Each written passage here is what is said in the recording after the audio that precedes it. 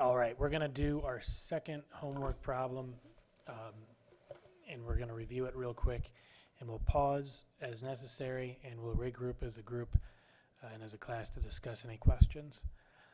But problem 1336 basically frames up two divisions and asks a very simple and straightforward question. Which was the most successful division during the year? Think carefully about this and explain your answer. So a straightforward question, which one did best? You can imagine the answer is not quite as straightforward. So right from the get-go, when you look at the ROI for each division, I'm inclined to say that Division 2 is more successful. The return on investment is better. It's 20% versus 15%. But we got to test that out a little bit. We need to kind of run it through the ringer, and the way we're going to do that is we're going to look at, hey, what would the results be if we used the residual income method? Because remember, there's three ways to evaluate an investment center's performance. There's the ROI method, the residual income method, and there's also the economic value add method, which we didn't go into in great detail. So we're going to, for the purpose of this exercise, we're going to concentrate on ROI, which is given to us in this problem, and residual income, which we'll have to calculate. So to answer the question, to begin, I said the answer to the question as to which division is most successful depends on the firm's cost of capital. To see this, we've done three different calculations with three different imputed interest rates.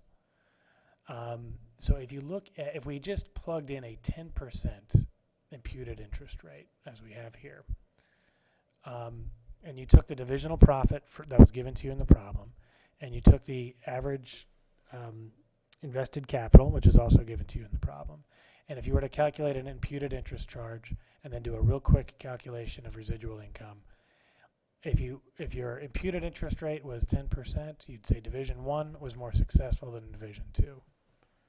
All right, so that puts you a little bit odds with the ROI method. All right, so if you go to a different extreme, if you said imputed interest rate of 15%, again, you take the same divisional profit numbers, you take the same average invested capital, and you just use this new 15%. And when you use that 15% imputed interest rate, you'll notice the residual income for Division 1 is 0, and the residual income for Division 2 is 150 grand. So in this case, Division 2 looks stronger.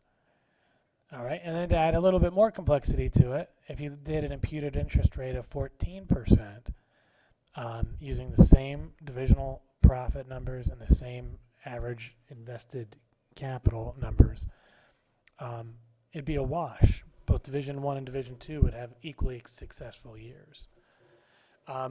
So this scenario illustrates one of the advantages of residual income over the ROI method. Since the residual income calculation includes an imputed interest charge reflected in the firm's cost of capital, it gives a more complete picture of divisional performance. The trick in reality is, how do you pin down that imputed interest charge? It can be it's an estimate, and just like any estimate, it can be manipulated, fudged, not entirely precise. And in this example, in a very small range between 10 and 15%, it yields three different answers.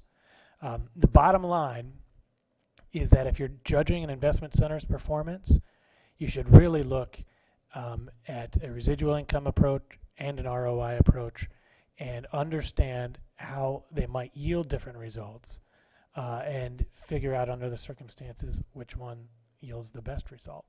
So or the most reasonable result given your circumstances.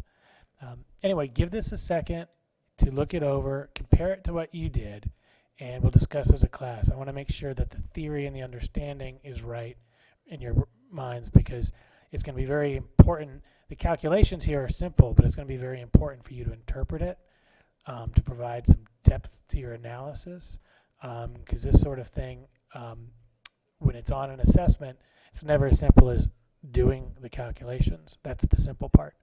Doing the interpretation, deriving value from these calculations and number crunching. That's what really sets you apart, both as a student and as an accountant in the workforce. So anyway, go ahead and pause this video if you'd like to take a look at this a little bit closer, and we will regroup and discuss any questions as a class.